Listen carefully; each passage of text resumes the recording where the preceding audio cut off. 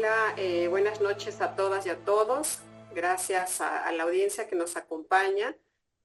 Esta noche platicaremos sobre uno de los temas que está ocupando la atención de la opinión pública en estos últimos días. Vamos a hablar del impacto de la reforma judicial o de la propuesta de reforma judicial, específicamente dirigida a la materia electoral. Como seguramente varios de ustedes saben, el pasado 5 de febrero el presidente de la República presentó una iniciativa de reforma constitucional que representa importantes cambios en el sistema de impartición de justicia y que básicamente podríamos resumir en 4 rubros, ¿no? En primer lugar, la elección de las personas juzgadoras a través del voto popular, la creación de un órgano administrativo judicial, la creación de un tribunal de disciplina judicial y cambios procesales para garantizar una justicia pronta y expedita. La iniciativa se encuentra en análisis justo por estos días en las comisiones de la Cámara de Diputados y de manera paralela se han estado organizando una serie de foros, tanto por parte del Congreso de la Unión como instituciones de educación superior, entre ellos la Universidad Nacional Autónoma de México, así como de organizaciones de juzgadores y de asociaciones que han convocado a foros de análisis, dada la relevancia o la importancia que tiene esta temática en nuestro sistema judicial. Dentro de estos foros se han presentado toda una serie de reflexiones ante la ciudadanía, que si bien hay un reconocimiento formal de la necesidad de una reforma al Poder Judicial, ¿no?, que implique una justicia más cercana a las personas, que evite la dilación o la impunidad de las conductas, o que implique también una justicia para todos. Lo cierto es que también que esta reforma que se está analizando y discutiendo no genera de manera general una percepción respecto de que ésta pueda realmente atender a estas demandas que hay en el Poder Judicial, y más bien pudiera poner en vulneración la autonomía o la independencia del Poder Judicial. Pero bueno, en el caso específico de la justicia electoral, pues poco se ha dicho sobre el nuevo diseño y las modificaciones que podría tener el sistema de justicia electoral, y especialmente lo que corresponde al Tribunal Electoral del Poder Judicial de la Federación, y es por eso que esta noche están aquí nuestra invitada y nuestro invitado para que nos puedan compartir algunas reflexiones sobre este tema.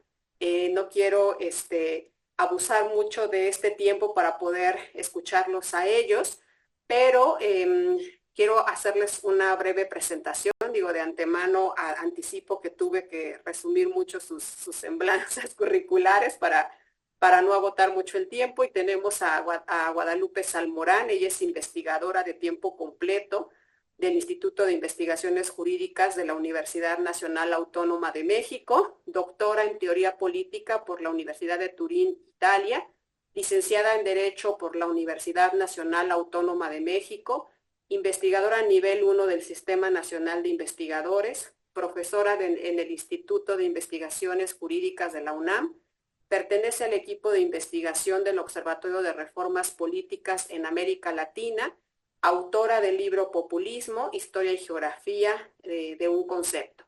También nos acompaña Alfonso Herrera. Él es doctor en Derecho por la Universidad Complutense de Madrid, especialista en Derecho Constitucional por la Universidad Nacional Autónoma de México y por el Centro de Estudios Políticos Constitucionales.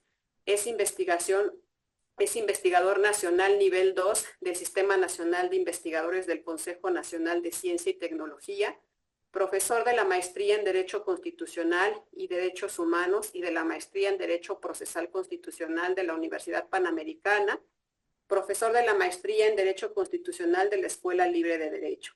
Ha publicado más de 70 trabajos, entre artículos de revistas especializadas, capítulos del libro y comentarios bibliográficos, publicados en México, Argentina, Colombia, Perú, Hungría y España. Es autor de 4 libros y coordinador o editor de otros 5 en materia de justicia constitucional y derechos humanos.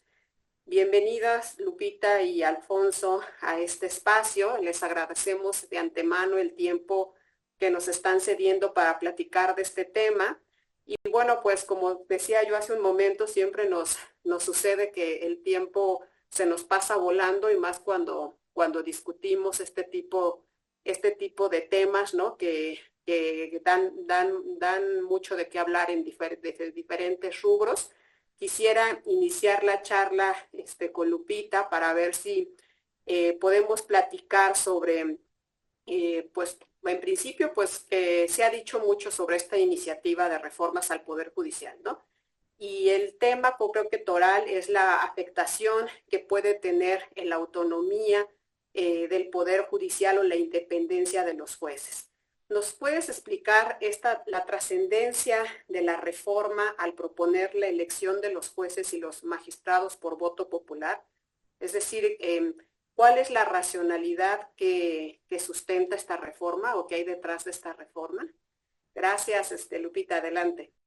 No, hombre, muchísimas gracias a ti, Nadia, por esta generosa presentación. Saludo con mucho cariño también a Alfonso Herrera, con quien compartiré el día de hoy esta mesa, y obviamente saludo a todas, todos y todes a quienes nos acompañan en este espacio y en las redes de IntelliJuris, ¿no?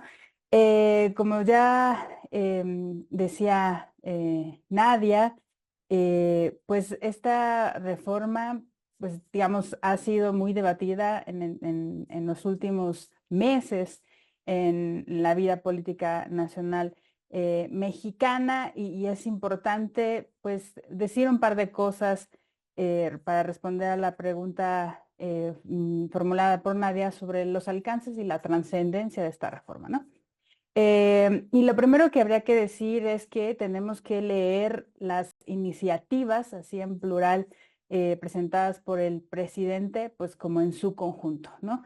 Y de esta manera nosotros podríamos apuntar, en primer lugar, que este sistema de elección popular de jueces, pues no solamente, digamos, involucra la integración de los tribunales de circuito, de los juzgados de distrito, del Tribunal de Disciplina Judicial, ¿no? Que sería una instancia que también se crearía a partir de la reforma de naturaleza jurisdiccional, y que vendría a sustituir una de las tareas asignadas hoy en día al Consejo de la Judicatura Federal. Obviamente sería el sistema para integrar el Pleno de la Corte, y como ya lo apuntaba Nadia, de las salas del Tribunal Electoral. Pero además, el sistema electivo sería el método, ¿no?, para integrar al Consejo General de eso que ahora se llamaría Instituto Nacional de Elecciones y Consultas, el INEC, ¿no? A diferencia de lo que pasa con la Suprema y el Tribunal Electoral, pues la iniciativa de reforma presidencial es omisa respecto de quiénes intervendrían en el proceso de postulación de las candidaturas a consejero o consejera del INE, y no nos dice mucho sobre pues, cómo se llevaría a cabo el proceso de elección de la autoridad electoral, que pues paradójicamente se erigiría como la autoridad nacional organizadora de todos los procesos electivos y participativos en territorio nacional, como sabemos, de aprobarse en sus términos tras la desaparición también de los soples en las entidades federativas. Y decir también pues que a pesar de que, digamos, quien llamó la atención, sobre todo a partir de febrero, que fue presentada formalmente la iniciativa por el presidente, pues no es la primera vez que se ha impulsado una propuesta de esta naturaleza. Sabemos que desde abril de 2022 el presidente pues presentó una iniciativa muy similar, ¿no? En eso que ahora se quedó para la historia como el Plan A, que precisamente proponía la integración del Consejo General del INE, del INEC, y de las magistraturas de la sala superior del Tribunal Electoral, ¿no? Y esa también es una de las grandes diferencias, ¿no? Respecto de la reforma anterior, que ahora ese sistema electivo pues también sería un mecanismo no solo para integrar la sala superior del Tribunal Electoral, sino también su sala especializada y las 5 regionales que componen a este poder. Y bueno, para ir cerrando esta primera intervención sobre las razones detrás de la reforma, pues nosotros sabemos que de acuerdo a lo que dice la iniciativa del presidente, prácticamente a grandes rasgos, esta propuesta persigue 3 propósitos. El primero, pues democratizar, dice el presidente, y quienes han, digamos, hecho eco de sus palabras en los distintos foros que han defendido esta reforma, pues la primera apuesta es democratizar al sistema de justicia. La segunda es que de esta manera se haría responsables a las personas juzgadoras, y tendríamos que incluir, insisto, también al INEC, de sus decisiones, ¿no? Y la tercera, esta cosa que parece extraña, ¿no? De que el voto popular garantizaría la representatividad, ¿no? Dice la reforma, de las distintas tendencias culturales e ideológicas presentes en la sociedad mexicana, ¿no? Pero lo que yo creo es que esta reforma, antes que democratizar al Poder Judicial, pues es una ruta para dotar de legalidad, ¿no? A una operación en realidad autoritaria, ¿no? En detrimento precisamente, como ya lo apuntaba Nadia, de la autonomía y de la independencia judicial, porque abriría el camino no solamente para hacer una limpieza total del Poder Judicial, e insisto, del INE, en aras de un propósito bien claro, que es colocar perfiles según las preferencias y los lazos con el partido en el gobierno, por encima de la experiencia y de los conocimientos técnicos que se requiere, por un lado, para resolver las disputas políticas y garantizar los derechos de la ciudadanía, y por otro lado, pues, los que se necesitan para organizar y ejecutar elecciones justas, equitativas y transparentes. Y juro que cierro con esto. En realidad, el sistema de voto popular es un sistema extraño, ajeno al sistema constitucional y democrático, así como se ha ido configurando en estas últimas, al menos 3 décadas, ¿no? El sistema electivo va bien, juega bien, con órganos de representación popular, como es el Congreso de la Unión, como es el de las asambleas legislativas de los estados, pero pues, no para decidir la integración ni del Poder Judicial, ni quien la encabeza, ni mucho menos de la autoridad electoral nacional, ¿no? Gracias, gracias Lupita. Yo, bueno, me gustaría aprovechar la expertise de Alfonso, ¿no? En derecho convencional y comparado, porque un discurso que has estado utilizando mucho para poder sustentar, ¿no? La reforma al Poder Judicial, digo, en principio son los vicios del Poder Judicial, que efectivamente ya se han visibilizado y se han aceptado y se han enlistado en varios foros, ¿no? Que sí es necesario una reforma de importante calado para poder erradicar esas situaciones. Pero también, por ejemplo, hay una parte de defensores de la reforma, ¿no? Que ponen, por ejemplo, a Bolivia como un país referente en el que se ha utilizado un sistema de elección para jueces y magistrados. En tu opinión, la reforma judicial, digo, dejando a lo mejor un poquito de lado en esta primera pregunta el tema de la justicia electoral, ¿cumple con los parámetros convencionales sobre la autonomía del Poder Judicial e independencia de los jueces? Adelante, Alfonso, gracias. Muchas gracias, Nadia. Al contrario, un gusto estar aquí contigo, con Lupita, por supuesto, nuevamente para poder reflexionar sobre estos temas. Y en efecto es un tema que hemos venido, no quisiera decirla, no utilizar el verbo discutir, em, que es algo que justamente ha sido motivo de crítica, al menos en cuanto a la manera en la que se han organizado los foros que pretenden un parlamento abierto. Por lo tanto, probablemente hemos estado escuchando posicionamientos que no necesariamente han entreverado en soluciones transversales que retomen, digamos, las diferentes posturas que se han venido dando al respecto.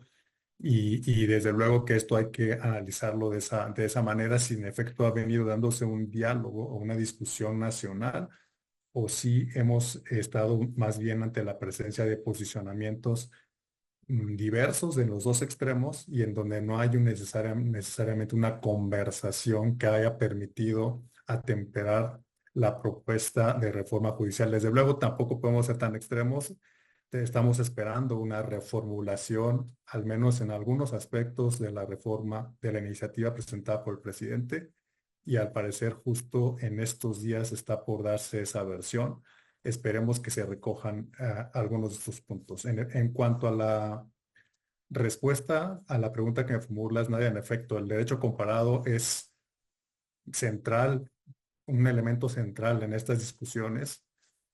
Y lo que yo he venido diciendo es que si tenemos un estado de cosas en donde el sistema constitucional boliviano es, en efecto, un referente, pero es un referente único respecto al modelo que se está proponiendo. Creo que este aspecto de de que sea un modelo único ya nos debería poner al menos las luces naranjas, no las pongamos rojas, en torno a que en efecto se trate de un modelo exitoso. Por algo, los sistemas constitucionales y democráticos de América Latina, solo por ponernos en en nuestro continente, no han adoptado ese sistema. La pregunta que podríamos hacernos en este aspecto es por qué el resto de los países de América Latina no han replicado un modelo como el boliviano y Bolivia se ha quedado como único modelo que presenta la propuesta y que ha implementado e institucionalizado la elección popular de jueces. Y la respuesta puede ser dada por ellos mismos. La comunidad jurídica, política, constitucional boliviana, al menos digamos la más seria que nos ha podido compartir sus conocimientos, su experiencia, lo que ha ocurrido en Bolivia respecto a ese sistema, es que ella misma, esa comunidad nos ha dicho que no ha sido un modelo exitoso, que ha tenido muchas deficiencias, muchas fallas, muchas inconsecuencias y que por lo tanto no ha prestado los servicios que esa iniciativa presidencial de la Constitución del 2009 y que se implementó con el ejercicio del voto popular de jueces en 2011 en Bolivia, pues no ha resultado ser justamente esa reforma que el presidente en ese momento Morales había propuesto o había ofrecido a el Estado plurinacional boliviano. Por lo tanto, bueno, el esquema de Bolivia, pues es es un esquema problemático, no es un esquema que, insisto, debamos considerar como el más exitoso de los países que han designado y diseñado sus procedimientos de designación de los jueces.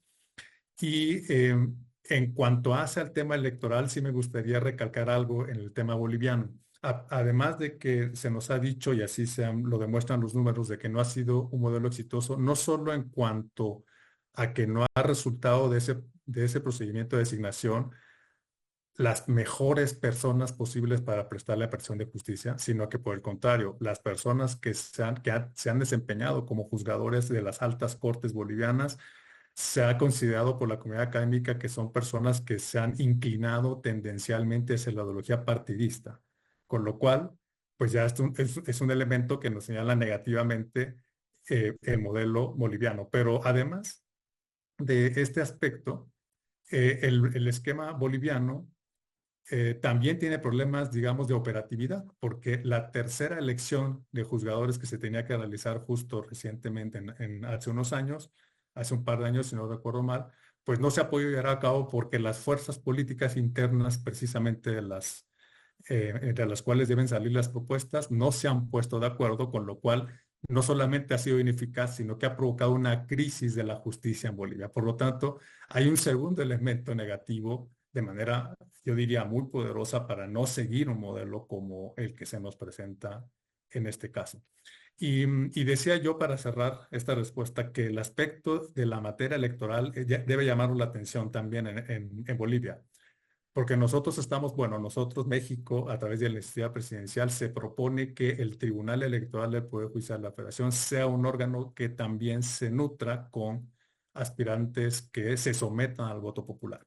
Y sin embargo, el sistema boliviano ni siquiera, digamos, es un sistema que permita una designación de voto popular del organismo electoral, sino que, digamos que es una excepción de las altas instituciones bolivianas para considerar que se integre con personas sometidas al voto popular. Lo que dice la Constitución de Bolivia es que estas personas sean designadas por las 2/3 partes de la Asamblea Popular. Esto significa que hay una conciencia institucional de que quien va a calificar las elecciones, va a supervisar su integridad, va a supervisar la validez de las elecciones, pues no sea un órgano que a la vez también tenga que someterse al voto popular, porque digamos que entramos en una paradoja de que son círculos sin fin en donde pues quien revisa pues tiene que ser también sometido al voto popular y por lo tanto el conjunto de ideologías afines que el voto mayoritario va colocando en las instituciones pues también va a afectar al órgano electoral en el caso de la iniciativa presidencial mexicana. Bolivia no, digamos que al menos renuncia a esa parte y dice, estos órganos que van a calificar la elección son órganos que deberían ser integrados por la representación popular, por la Asamblea Popular, que permita al menos cerrar el círculo y que estas personas tengan al menos un análisis meritocrático, técnico, que después permita que ellos sí califiquen la integración por el voto popular de las otras instituciones, como es el Tribunal Constitucional Plurinacional, como puede ser justamente otros órganos del Estado boliviano. Por lo tanto, digamos que esa sería mi reflexión a nivel comparado. Sé que en Estados Unidos, desde luego, ya hay una experiencia adicional.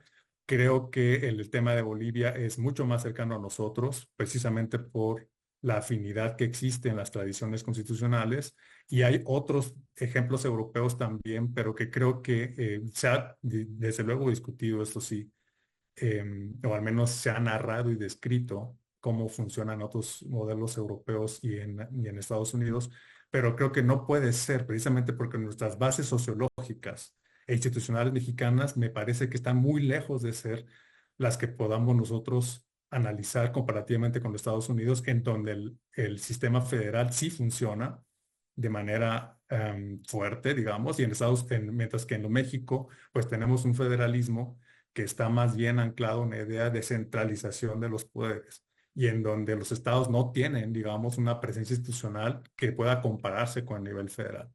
Por lo tanto, creo que a partir de ahí, pues nos descalifica para hacer unas comparaciones que no podemos necesariamente tener de manera ágil.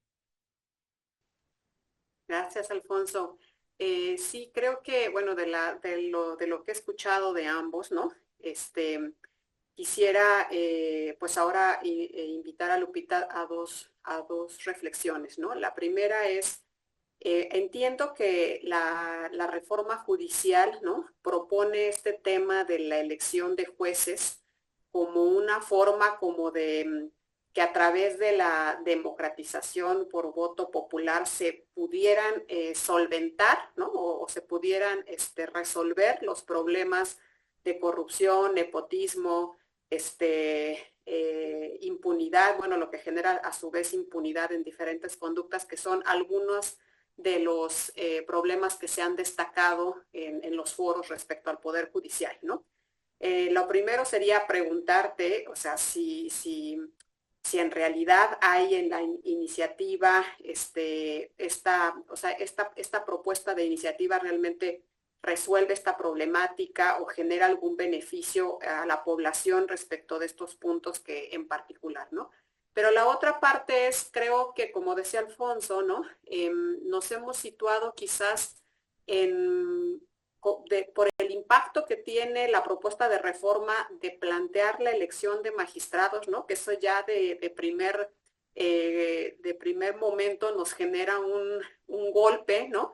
Y entonces los foros se concentran mucho pues en replicar muchos esos puntos torales, ¿no? Que existen, pero quizás no en ver si realmente la iniciativa hace una propuesta de solución a otro tipo de problemas que pudieran ser rescatados, ¿no? O que pudieran realmente beneficiar de alguna manera las problemáticas que se dan. Por ejemplo, en el caso de la justicia electoral, pues siempre ha sido una justicia aparte, ¿no? Tiene sus peculiaridades a diferencia del resto del Poder Judicial.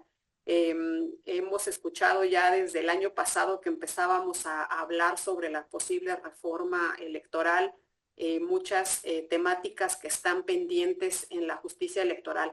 Bueno, mi pregunta en concreto sería si la reforma trae algo realmente que pudiera rescatarse o relevante para efecto de solucionar los conflictos que advertimos en la justicia electoral. Adelante, Lupita, gracias. Hombre, gracias a ti, Nadia. Y bueno, para responder a tu pregunta, al igual que ya lo ha hecho Alfonso, es útil pensar en lo que ha pasado en Bolivia, ¿no? Como decía Alfonso, el único ejemplo del mundo mundial, en serio, que ha elegido el sistema electivo para la integración, fíjense, como dice Alfonso, no solo de algunas autoridades, máximas autoridades jurisdiccionales, 4, ¿no? Dentro de los cuales el Supremo Electoral está exceptuado, ¿no? En México, insisto, la reforma tiene alcances mucho más amplios, ¿no? Aquí se habla de la integración tanto de todas las personas que integran el Poder Judicial, las personas juzgadoras que integran el Poder Judicial de la Federación, como del INEC. Y en el contexto, y digo que es importante y útil voltear a ver lo que pasó en Bolivia, porque me acuerdo que después del proceso constituyente, pues muy participativo, incluso refrendado popularmente, había muchísimas expectativas sobre los cambios, ¿no? Y las innovaciones que se celebraban incluso por algunos académicos, entre las cuales estaba el de la elección popular de jueces. Y cuando uno va a ver lo que pasó alrededor de esos debates legislativos, que en realidad no es que fueran muy amplios, al menos no por lo que hace este tema, y si uno va a ver la discusión también académica alrededor de este tema, lo que uno va a encontrar es un montón de expectativas atribuidas a la elección popular de jueces, ¿no? Como si fuera una especie, déjenme decirlo así, de varita mágica, ¿no? Que se convertiría en la gran solución de, si no es que todos, de muchos de los problemas que aquejan, que aquejan todavía y que aquejaban en ese entonces al sistema de justicia boliviana, ¿no? Entre los cuales estaba el nepotismo, el cuotismo, ¿no? Es decir, esta cosa de que los partidos políticos pudieran distribuirse las magistraturas como prebendas del poder, de que la impunidad, el rezago judicial, o sea, básicamente los argumentos que uno escucha como eco en algunos de los foros, sobre todo los que han sido convocados por el oficialismo, ¿no? Sin embargo, muy pocas veces se repara, ya lo decía Nadia, en que no hay una conexión ni lógica ni empírica entre la propuesta de reforma, es decir, la elección popular de jueces y miembros del Consejo del INEC, con las múltiples y amplias expectativas atribuidas al sistema electivo. Y cuando digo que no hay evidencia empírica, lo digo porque, como ya le apuntaba Alfonso, en realidad los efectos, las consecuencias de adoptar el sistema de elección popular para elegir a algunos de los órganos jurisdiccionales más altos en Bolivia ha traído más bien, digamos, unos efectos desastrosos, ¿no?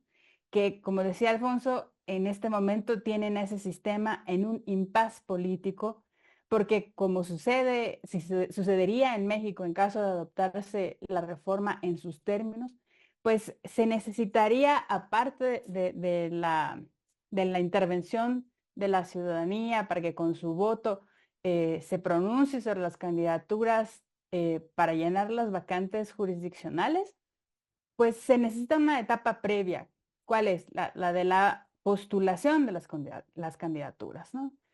Y aquí es importante decir que las magistraturas, administraturas y jueces se eligen por el voto directo ciudadano. Es un poco simplificar cómo funciona o funcionaría este sistema, porque en realidad está compuesto de diversas etapas, una de las cuales, después de la emisión de la convocatoria que correspondería al Senado, pues se tendría la parte de la postulación de las candidaturas para integrar estos cargos. Y al menos por lo que hace a la Suprema Corte y el Tribunal Electoral, a las salas del Tribunal Electoral, pues necesitarían las candidaturas a jueces, a magistrados, en fin, pues el respaldo y en ese sentido el filtro político de los poderes públicos que intervienen en la postulación de esas candidaturas, ¿no? Para el caso del Tribunal Electoral, pues la intervención del Congreso, del presidente y de la Suprema Corte. ¿No? Pero, pues, lo que ha sucedido lo que demuestra el caso de Bolivia y que un poco temo se replicaría en el caso mexicano, es que, pues, en realidad este sistema no atendería a las expectativas, insisto, atribuidas a este sistema, ni a esas muchas que ya mencioné, ni la de la democratización, por lo que ya dije. Y es que una de las características, digamos, que distingue esta iniciativa de reforma es precisamente la ausencia de diagnósticos que respalden en el sentido de la propuesta, ¿no? Salvo la mención esta que se hace en la propia iniciativa a la experiencia boliviana como una experiencia destacable, dice la reforma, a pesar de la evidencia de la realidad, contradice lo que presume la reforma, pues no hay referencia a algún estudio, análisis o algo que se le parezca, pues que avale la propuesta. Ni siquiera los académicos que han sido o que fueron mencionados en la iniciativa y que defienden la propuesta de reforma presidencial, la siguen en sus términos, ¿no? Y en ese sentido estoy pensando en un colega mío, querido, respetado, de jurídicas, que es Jaime Cárdenas. Jaime Cárdenas, tanto si uno lo escucha de verdad hablar y si uno lo lee, porque también ha escrito sobre este tema, él lo que apoya es la elección popular de la integración de la Suprema Corte. Y tiene sus argumentos. Pero por lo que hacen los demás órganos, silencio total.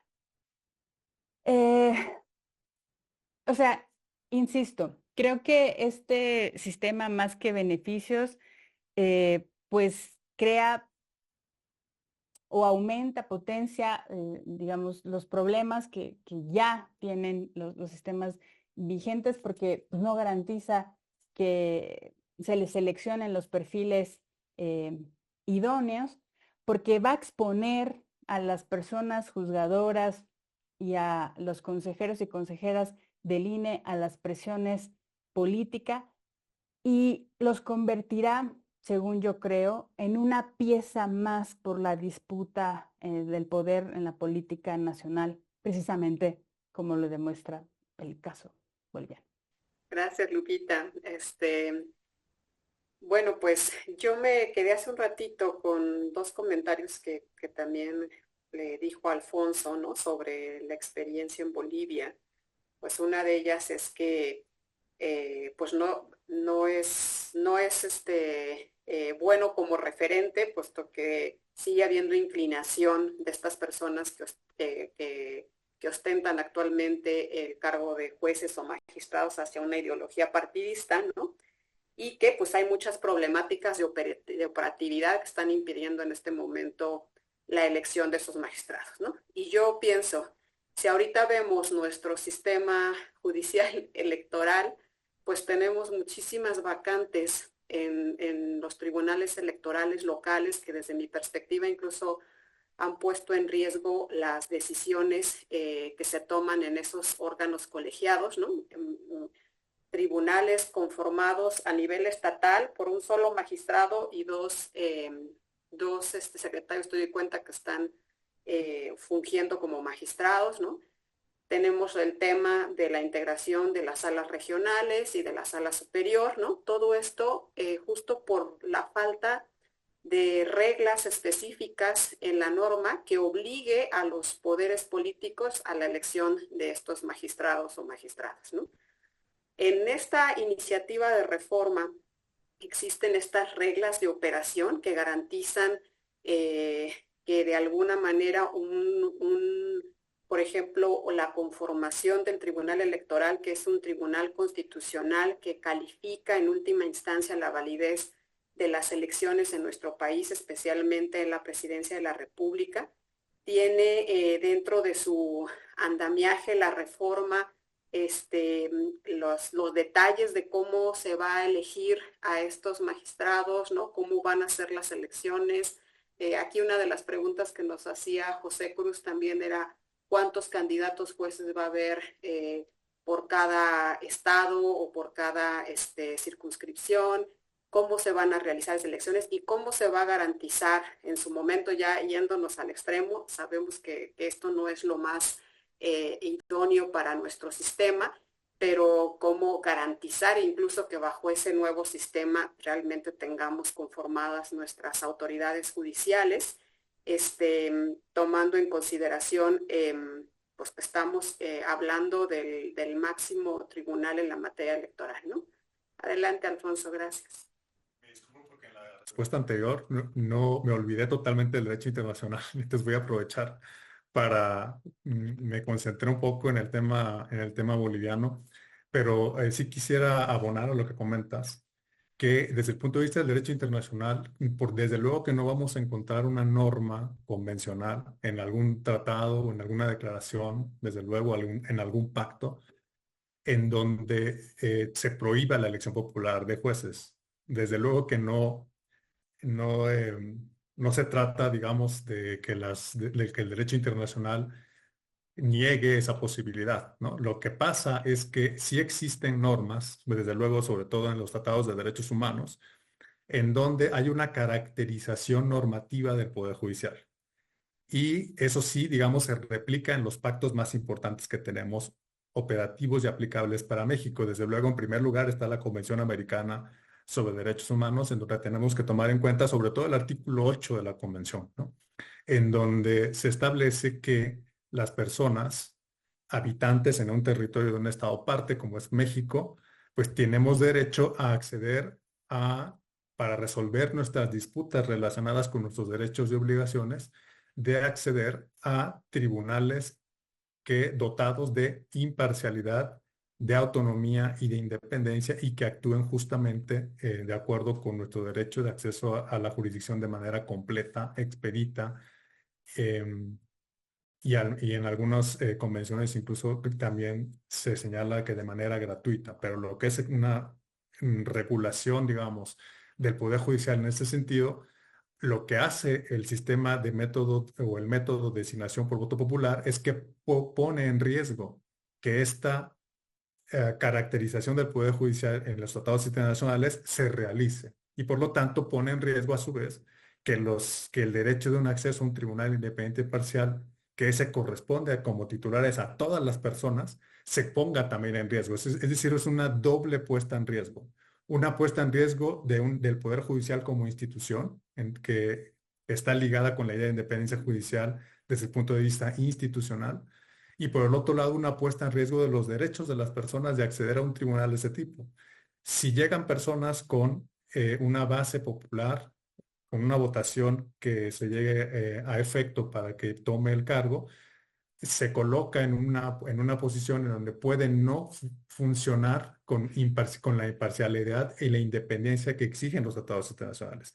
Y ahí es donde tenemos entonces una potencial transgresión al derecho de acceso a la justicia imparcial y a la justicia independiente que sí exige tanto la Convención como, por ejemplo, el Pacto Internacional de Derechos Civiles y Políticos bajo el marco de las Naciones Unidas. De hecho, por cierto, el reciente posicionamiento, el reciente documento que firma con las preocupaciones del derecho internacional de los derechos humanos, la representante precisamente de la independencia de los abogados y de los jueces de las Naciones Unidas, que manda este documento precisamente al gobierno de México, precisamente postula este tipo de ideas y en donde su preocupación fundamental es que la elección popular pues pueda, digamos, potencializar este esquema de jueces no independientes, de jueces no imparciales. Y finalmente, para cerrar esta respuesta, sé que me largo mucho, pero para cerrar esta respuesta, hay otra cosa que quería decir respecto de esta iniciativa y que estamos hablando mucho, desde luego, de las violaciones que puede suponer el sistema que se implemente.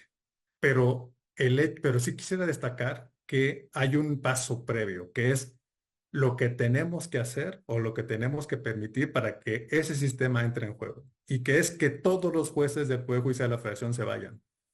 Eso por sí mismo es una violación al Poder Judicial en su totalidad en cuanto a poder independiente. La Carta Democrática Interamericana, en su artículo 3º, señala que es fundamental que las democracias representativas aseguren o garanticen la independencia y la separación de los poderes.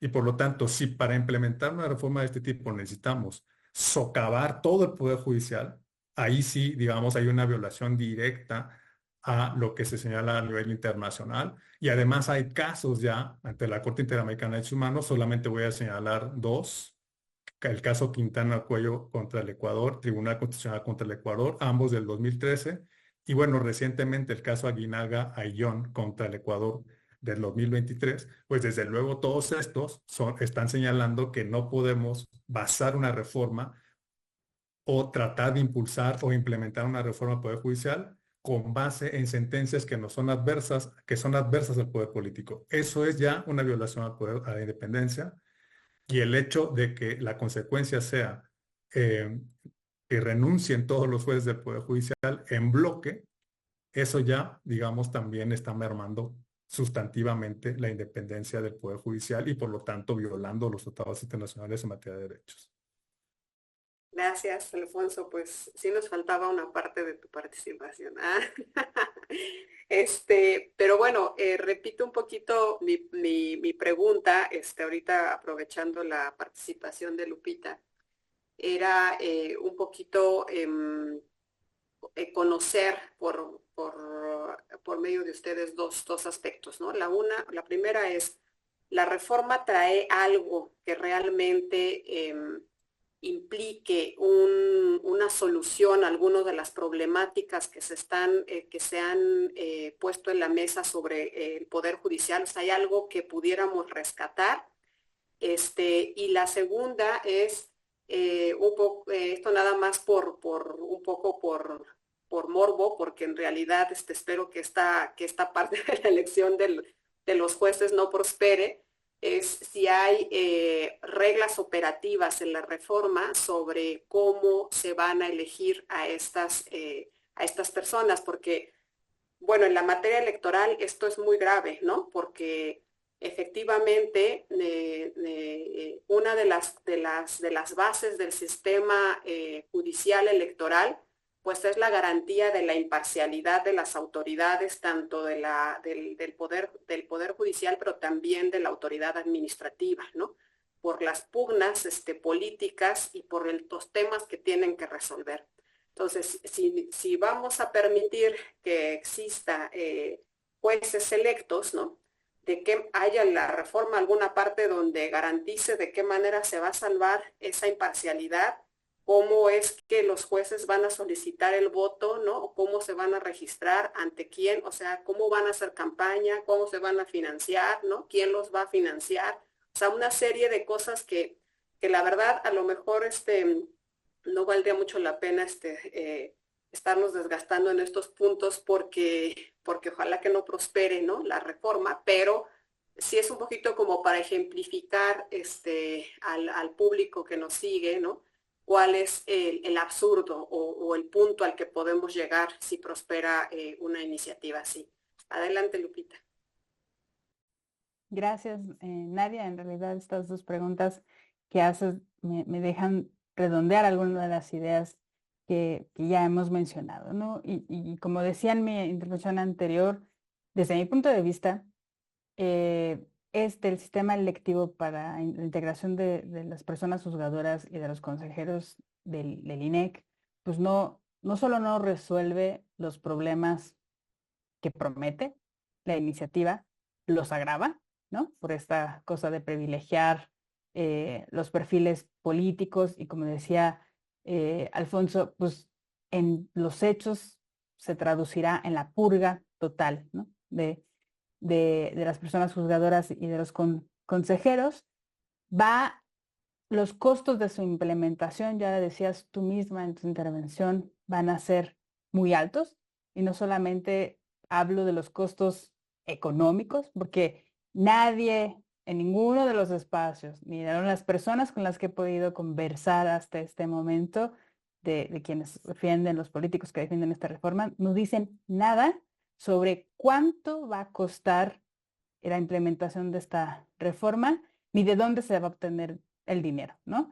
Lo cual, desde mi perspectiva, pues es un contrasentido a esta retórica, que yo pienso que es eso, retórica, o sea, de la austeridad republicana, ¿no? Que ha sido uno de los motivos que se han señalado, ¿no? Para impulsar otro tipo de reformas, con cual el contenido de la propia reforma electoral. Entonces digo, no resuelve, agrava, los costos de su implementación van a ser muy altos en caso de que fuera materialmente posible, porque también implicaría un montón de problemas logísticos para su implementación, ¿no?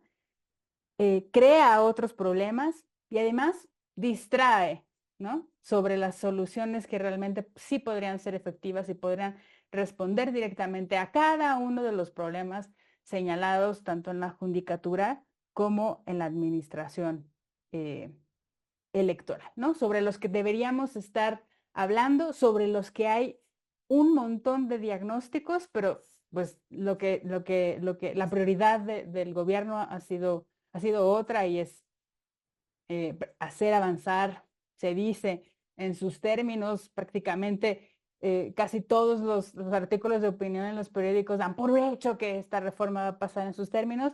Igual que tú, auguro que no, pero al parecer la cerrazón y la impermeabilidad del gobierno hacia otras ideas que no vayan en esa misma dirección, pues son graves, ¿no?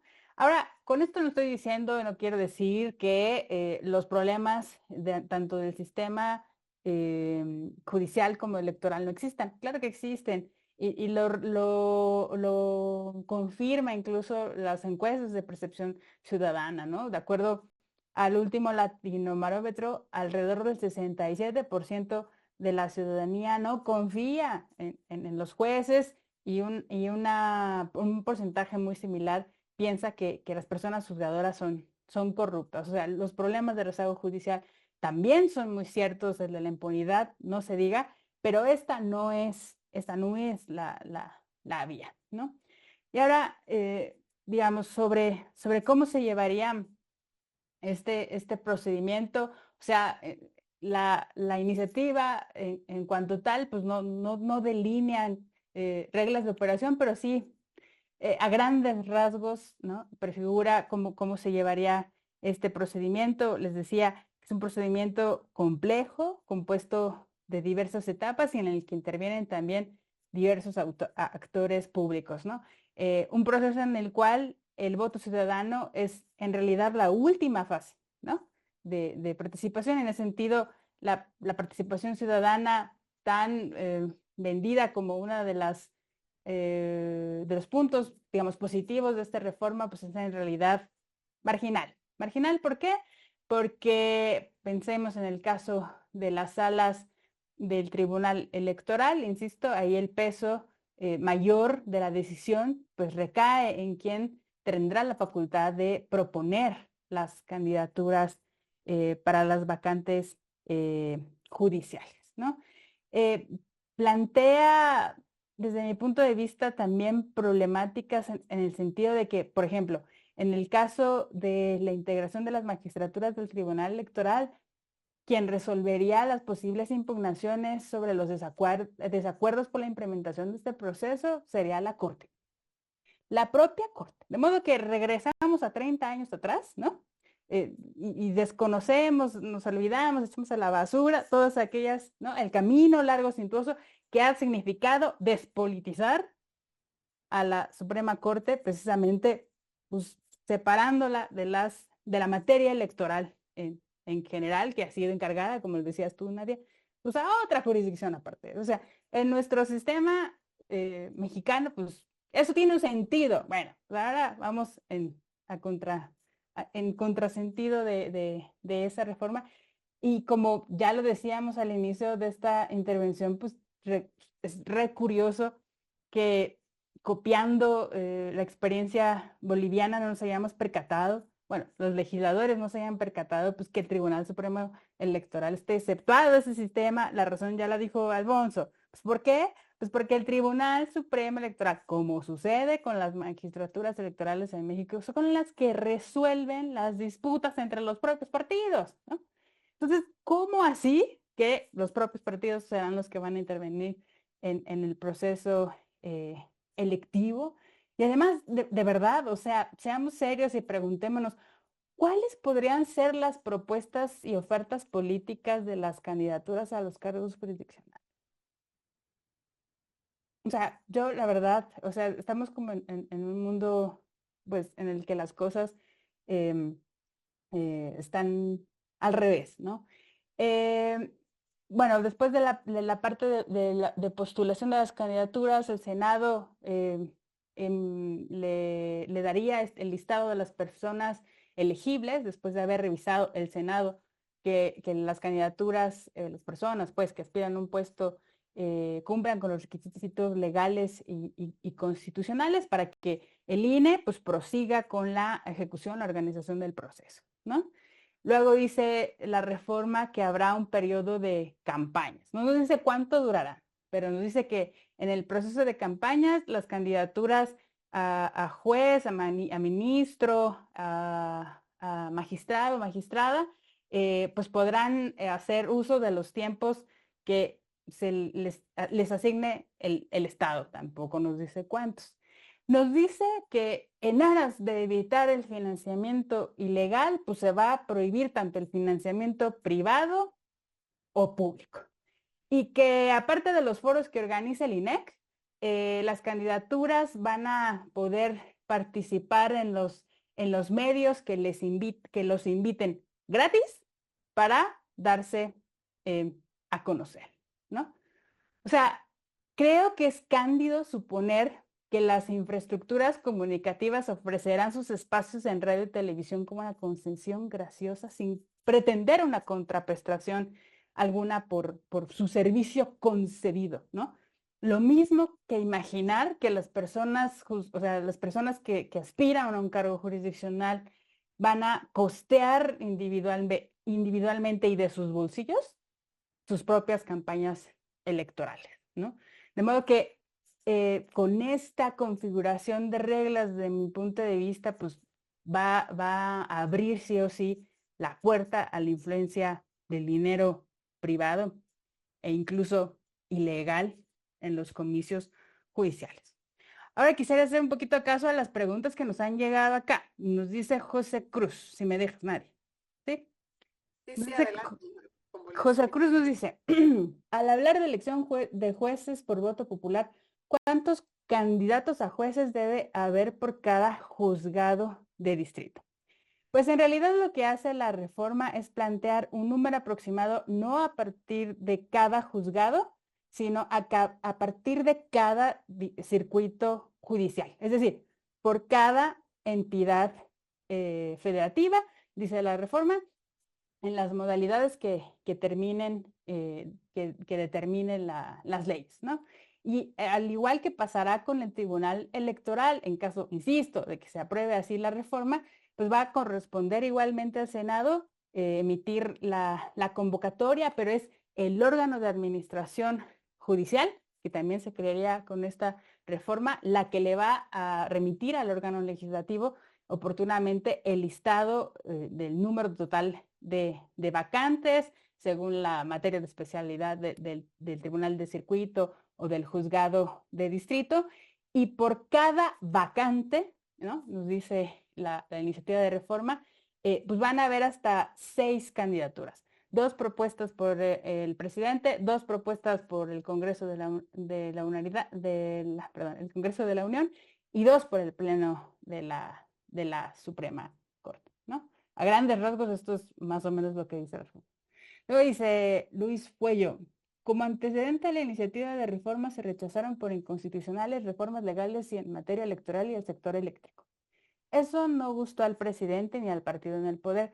¿No creen que el propósito real es la subordinación del Poder Judicial al proyecto político dominante? Y de acuerdo a lo que les he dicho hasta ahora, desde mi perspectiva, sí. O sea, desde mi perspectiva, esta reforma va a tener como efecto la limpieza y también la captura política de las personas juzgadoras por las razones que ya dije. Pero fíjense, la pregunta de Luis Fuello me deja decir algo más, lo digo rápido, que, o sea, de repente, sobre todo en los foros que hemos organizado, en los que hemos participado los académicos, pareciera que estamos ahí para dar así como una lluvia de ideas de cómo vamos a mejorar el sistema electoral sin voltear a ver el contexto político en el que la reforma se ha planteado. Y lo que no podemos dejar de ver es que estamos en un contexto no de una interacción normal, de tensión entre los poderes públicos, específicamente el ejecutivo y el judicial, sino en un contexto de tensión en el que en distintas maneras, a partir de prácticas tanto formales como informales, el presidente ha intentado intervenir y menoscabar la independencia judicial. O sea, ojo, de repente con dar nuestras ideas creativas y con las mejores intenciones sin leer el contexto político. Ya el de José Cruz no lo había... Ah, no. Esa es una pregunta para Alfonso, así que se la dejo. Gracias. Muchas gracias. Ya, como les platicaba yo hace un ratito, siempre en estos temas, ¿no? Nos sucede que nos tenemos que robar unos minutitos extras de la hora, así que justo yo quería aprovechar estos últimos minutos para ver si Alfonso quería adicionar algo más que por ahí haya quedado pendiente y aprovechar también para contestar las preguntas. A mí la que me parece también interesante esta de José Cruz es que cómo podemos protegernos de esta posible reforma. Y también por acá nos pregunta otra persona de la audiencia, quién está encargado de quién depende, Ignacio Edmundo, de quién depende que se apruebe la reforma al Poder Judicial, ¿no? Y bueno, hay además comentarios también sobre que actualmente el INE y el tribunal tampoco han sido imparciales. ¿Cómo puede evitarse esto? O sea, si podrías en esta participación, Alfonso, dar algunas conclusiones y atender a estas últimas preguntas. Gracias. Gracias, Nadia. Traía en la mente algunas cosas que no dijimos, pero que son importantes. Lo digo súper rápido. La iniciativa está proponiendo, y esto porque es parte de lo que se planteó en el título de nuestro encuentro, se plantea una especie de validez cruzada, que creo que eso deberíamos tenerlo presente. Es decir, la elección que se haga de la Suprema Corte, de los integrantes, la va, por supuesto, a organizar el INEC y la va a validar y la va a resolver en cuanto a medios de impugnación la Sala Superior del Tribunal Electoral. Y en el caso de las impugnaciones que se deriven de la elección de los magistrados de la Sala Superior y las salas regionales del Tribunal Electoral, lo que plantea la iniciativa es que esto lo valide los resultados la Suprema Corte de Justicia de la Nación. Con lo cual la Suprema Corte se está convirtiendo en esta iniciativa también en un órgano electoral, vamos a decirlo así, para efectos de validar la elección de la Sala Superior y de la Sala Regional. Esto sí, hay que decirlo, no es una copia boliviana, es una invención mexicana en donde estamos, digamos, inspirándonos en el tema popular para poder diseñar algo que nos permita salir del embrollo de las impugnaciones, y por eso yo le llamo como una validez cruzada y quería mencionarlo, ¿no? Quería mencionarlo que así es como está planteándose. En cuanto a las preguntas, no las anoté, pero mencionabas, Nadia, el tema de cómo pensar en que... Sí, ¿Cómo dicen, cómo podemos protegernos de la reforma y quién está a cargo de aprobar esta reforma? O sea, creo que podríamos aprovechar para explicar un poco cómo es que podría prosperar esta reforma, qué se necesita, ¿no? Cuál es la votación y tal, para que podamos verla realizada. sí, es una reforma constitucional. Por lo tanto, junto con el resto de las reformas planteadas, que son alrededor de 20, que cada una de ellas merece, por supuesto, su análisis por sus propios méritos, pero tiene que aglutinar a las 2/3 partes de los votos de las cámaras, es decir, tanto la Cámara de Diputados como la Cámara de Senadores, y después tiene que irse a la legislatura de los estados, de acuerdo con lo que se dice en el artículo 135 de la Constitución. Cada una de las iniciativas debe seguir idéntica ruta con estos elementos sobre la mesa, es decir, son reformas constitucionales. En ese sentido, ¿cómo paralizar la reforma? Pues el poder reformador de la Constitución es la máxima autoridad político-constitucional en la confección de la norma suprema. Eso significa que a nivel interno no tenemos una autoridad mayor política más allá precisamente del poder reformador. Entraríamos a una discusión de si el propio poder judicial, a través de mecanismos existentes todavía, ¿no? Porque eso también pues, está puesto a discusión de cómo va a operar la acción de inconstitucionalidad de la controversia constitucional con en la nueva integración de las cámaras, pero podría ocurrir entrar en una discusión respecto al posible control judicial de la reforma de la Constitución, pero eso ya sería un tema que llevaría, digamos, exponencialmente a otros, en donde es posible que nuestra Suprema Corte pudiese pensar en controlar alguna reforma que atente contra los grandes principios del Poder Judicial Federal, pero en otros países, por cierto, ha ocurrido. Hay precedentes en la India, hay precedentes en la Europa, incluso en Eslovenia, si no recuerdo mal, hay un precedente en ese sentido. Recientemente hay un precedente en Bulgaria, acabo de estar allí y sé que hay una sentencia que controló la reforma de la Constitución por afectaciones al Poder Judicial. Claro que esto, insisto, es un poco más complejo y no necesariamente tendría que pasar así. Está la instancia internacional, desde luego. Creo que se está explorando por las asociaciones de jueces suscitar medidas cautelares para que al menos haya llamamientos desde la Comisión Interamericana de Derechos Humanos para que el gobierno mexicano pues, esté consciente precisamente de los problemas que se tienen a nivel internacional. Y bueno, yo quisiera nada más tomarnos unos minutos extras y aprovechando aquí la pregunta de Ignacio, que nos plantea que hay, desde su punto de vista, todavía imparcialidad en el INE y en el tribunal, ¿no? Y esto, ¿cómo puede evitarse para no cerrar este webinario sin hacer la carta de peticiones que ustedes como expertos y que han estado analizando la reforma, ¿qué es lo que realmente ustedes quisieran escuchar o ver en una iniciativa de reforma respecto del Poder Judicial, en especial, bueno, en la materia electoral? Para qué es lo que realmente, en dónde tendrían que estar centradas las discusiones o los focos de análisis, ¿no? Para realmente hacer una reforma seria y que pueda servir para poder erradicar esas problemáticas que ya conocemos. Adelante, Lupita, si quieres cerramos con una participación cada uno y adelante. Gracias, Nadia.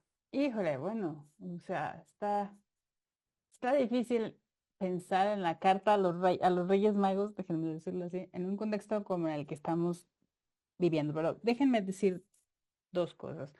Y cuando Ignacio nos dice que el INE y el Tribunal Electoral, pues no han sido imparciales, yo diría, bueno, siempre, o sea, de verdad. Yo creo que tanto el INE como el Tribunal Electoral, sus distintas salas, han tomado decisiones cuestionables, ¿no?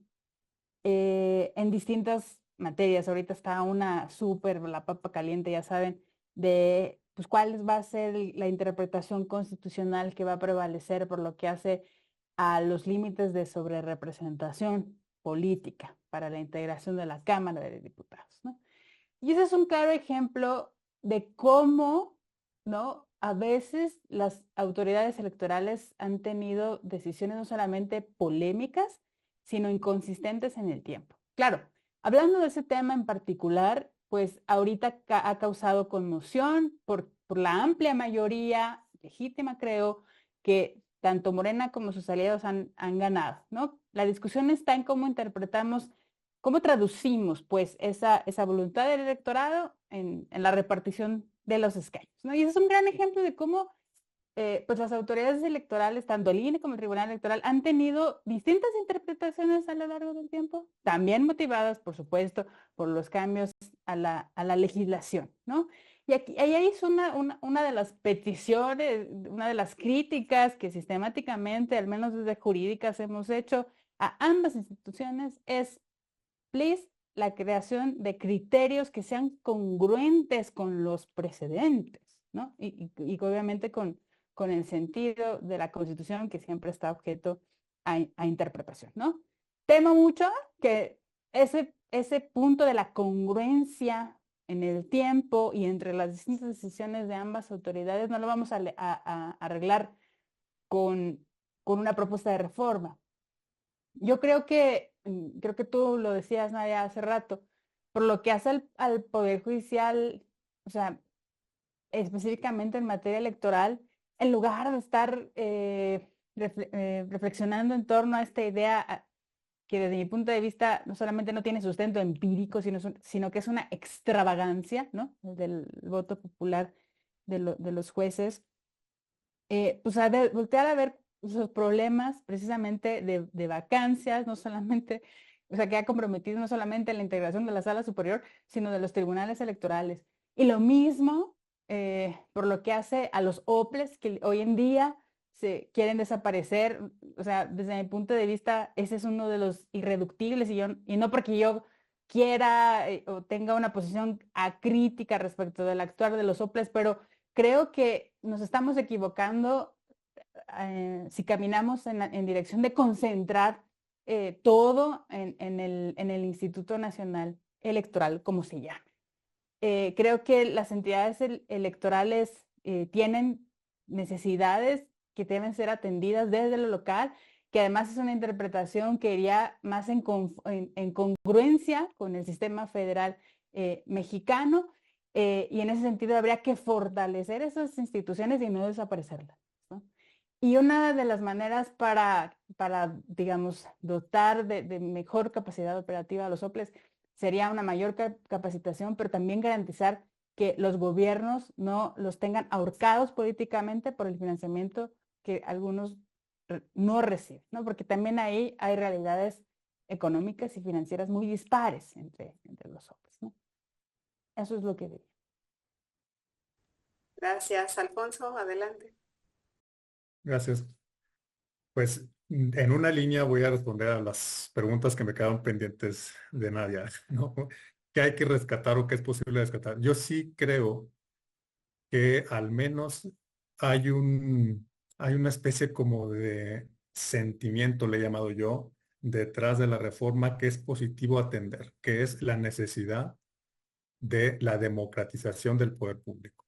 Y si al Poder Judicial le toca, digamos, estar en el centro del huracán por la falta precisamente de este proceso de democratización, hay muy distintas maneras en que eso se puede llevar a cabo, pero no es definitivamente a través de un método de elección que lo que hace no es democratizarlo, sino politizarlo, partidizarlo directamente, lo cual, insisto, se aleja de un sentido de democratización que sí puede tener el Poder Judicial. Podemos implementar audiencias públicas, podemos pensar en la apertura de medios de comunicación más directamente involucrados con las sentencias, un poder judicial que se aproxime muchísimo más a la ciudadanía a través de precisamente su comunicación social, pero que sea enfáticamente mucho mejor que lo que se tiene hoy.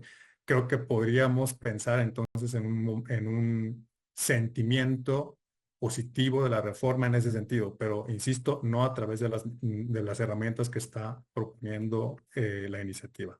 Y en cuanto a la otra pregunta de cómo hacer menos, cómo asegurar o garantizar la imparcialidad, bueno, en lo personal yo sí considero que el método actual de designación de los magistrados y magistradas de las salas superiores y regionales que es positivo, pero creo que la Corte puede hacer un mejor esfuerzo para poder construir de mejor forma las ternas que manda el Senado para asignación. Creo que los votos de los ministros deben ser transparentes, es decir, que los ministros deben decirnos por quién votaron y por qué. Creo que esa es la manera en la cómo mejorar el método de ternas que ha dejado insatisfecho a alguna parte de la comunidad jurídica y con alguna razón, ¿no? En el sentido de que no sabemos muy bien por qué la Corte propone a ciertas personas y a otras no, pero creo que la Corte sí ha hecho un papel más o menos decoroso en cuanto a la integración de las ternas en la integración de los tribunales electorales. Se puede mejorar en ese sentido, pero definitivamente la elección popular no es, me parece otra vez, la opción que mejore estas características. Pues yo me quedaría por allí entonces. Muchas gracias a ambos. Les agradezco el tiempo que nos han brindado y obviamente pues sus opiniones y su experiencia. Agradezco también a la audiencia que nos aguantó 10 minutos más porque generalmente intentamos ser lo más respetuosos del tiempo, ¿no? Destinado a estos espacios. Agradezco sus participaciones también, estuvieron muy interesantes sus comentarios y sus preguntas. Y bueno, los invito a continuar siguiendo estos webinarios que realizamos mes con mes para analizar temas relacionados con la materia electoral, para que podamos seguir discutiendo y visibilizando los temas que nos interesan a todas y a todos en este rubro en particular. Muchas gracias a ambos de nueva cuenta y bueno, pues esperemos vernos muy pronto. Muchas gracias, Nadia, a IntelliJuris y a Rosa María Cano por la invitación. Un gusto, Alfonso. Me despido. Igualmente, muchas gracias.